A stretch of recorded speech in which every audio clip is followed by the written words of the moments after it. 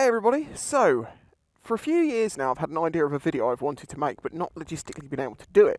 Now I have three 360 cameras on this bike. I can do what I want to do. I have a playlist of videos called Tips for New Riders, which is designed to help people come from no license and no experience in motorcycles all the way through learning to ride, the legal sides, tips and things, how to buy a bike, the licenses, everything. Riding, everything, trust me. Go and check out the playlist, it'll be very useful if you want to get on two wheels. So the idea of this video that I'm going to do today is quite a simple one. I'm going to show you a forward view of me riding with my hands on either side and my feet on either side, so you can see what a motorcyclist's hands and feet do. In this video, I'm not riding fast, I'm just going to ride around town, but maybe seeing this would help some people understand when they learn to ride what your hands and feet do. So let's just get going. Now in this one I'm not going to do anything particularly fast. As I say, this is just going to be general riding around so you can pay attention and see what it is that my hands and feet are doing. There is a couple of things from my videos I'll note because I have a couple of habits. One, I have a habit of resting my hand up like this. This is because I have damage to my thumb from a crash and it can be very painful at times to actually hold on to the bars.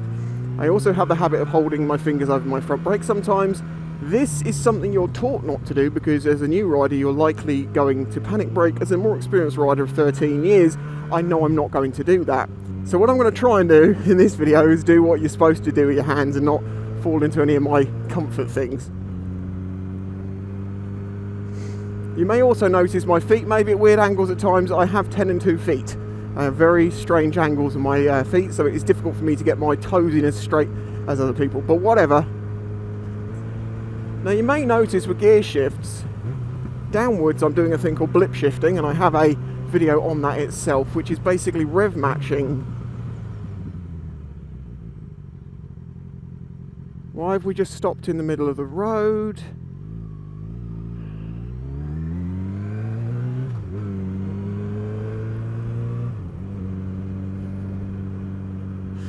Oh, this is fantastic. Well, we're getting to use the gears and stuff.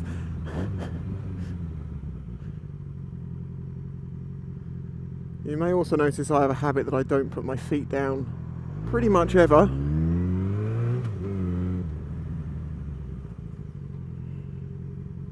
Did I necessarily choose the right road for this?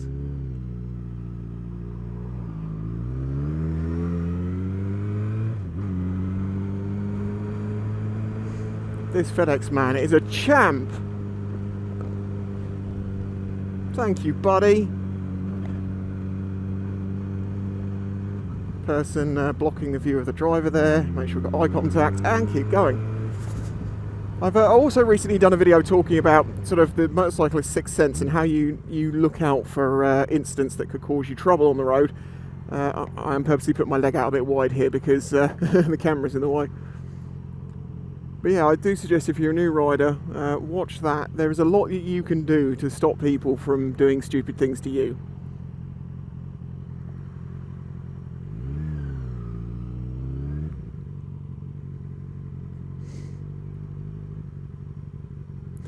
Now in slow control it is best to use the rear brake, but again, one of the things that I do is I don't really use my rear brake much. It's just something I don't do. Oh, madam.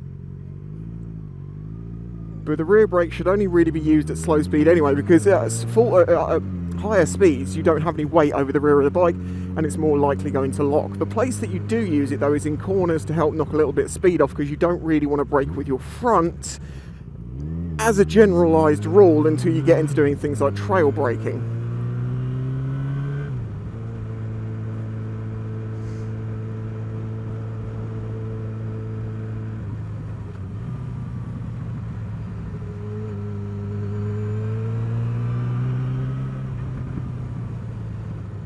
Let's go this way.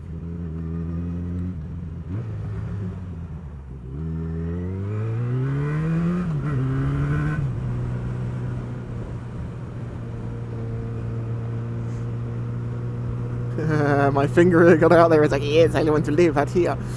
As I say, this is something that I have new riders very often come from doing their CBTs and trying to explain to me why I'm doing something wrong after riding 13 years. And it's unfortunate, it's just the case is that they don't know how much they don't know. which is a common problem in the world today. Yes, the generalised rule is you keep your hand off your front brake. Should we do one of these?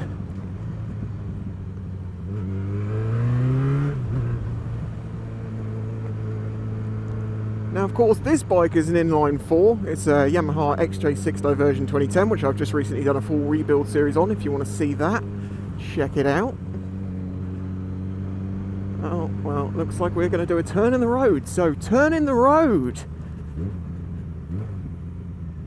Oh, we'll have to wait for this one. Come on.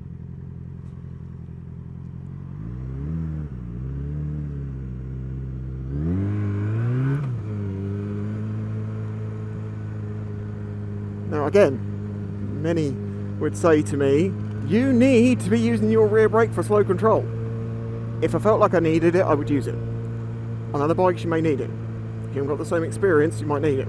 This is the problem with this video. I've realised there is going to be a lot of commentary on how I do things, different to other people maybe, or different to the person watching. But at the end of the day, I ride, I haven't had an accident for a very long time. I've ridden an awful lot of bikes, probably more than most of the people telling me I can't ride.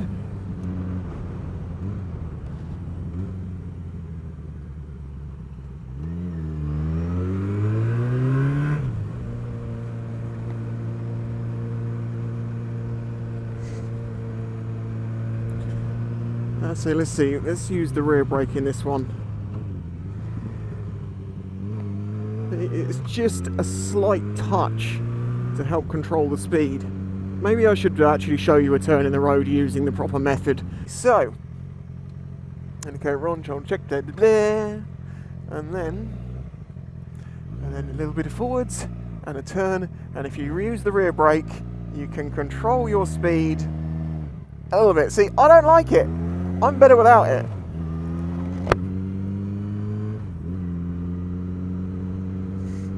If you like this video and you want to see another version of this riding with a bit more vigour down in the country roads, then please do smash the like out of the button. I can't say that. Oh, by the way, we have mugs back in stock. We haven't had mugs because of COVID. We now have mugs again, so you can get a smash the like out of the button mug or one of the other ones. As well as lots of other different merches that are on sale in my description right now. Thank you. I've got to pay the bill somehow. Right. Yeah. I'll let them go past first.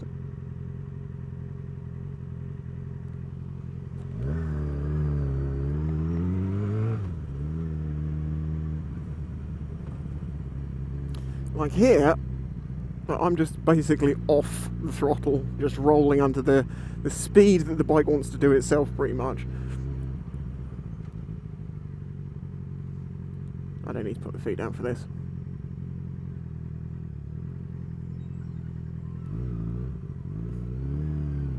See, my feet were welded, and for that reason you don't need to put your feet down in your U-turn. Turn in the road, something that gets people on Mod 1 very regularly. It's not as hard as it seems to balance a bike. Most of the time it's just people's nerves about thinking about don't put your foot down, don't put your foot down, and they put their foot down. In the exact way I can say to you right now, don't think about subscribing to this channel. You just thought about subscribing to this channel. You didn't do it. I know you didn't do it, but you did think about it because I said it. Or maybe you didn't. In which case maybe you should think about it. And now it's starting to rain.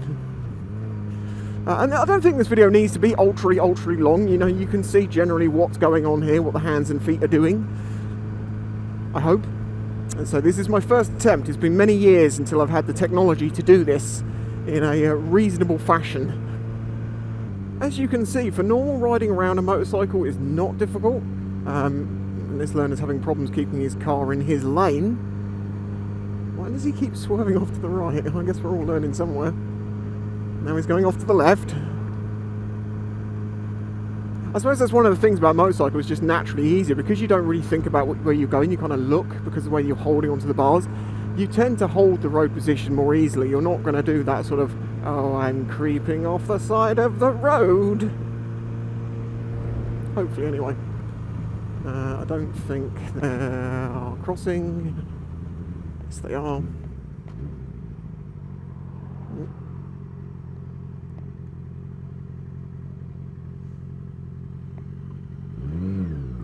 Good, that gives us an opportunity to get a bit of space between us and the learner. So we indicate in and we indicate back out.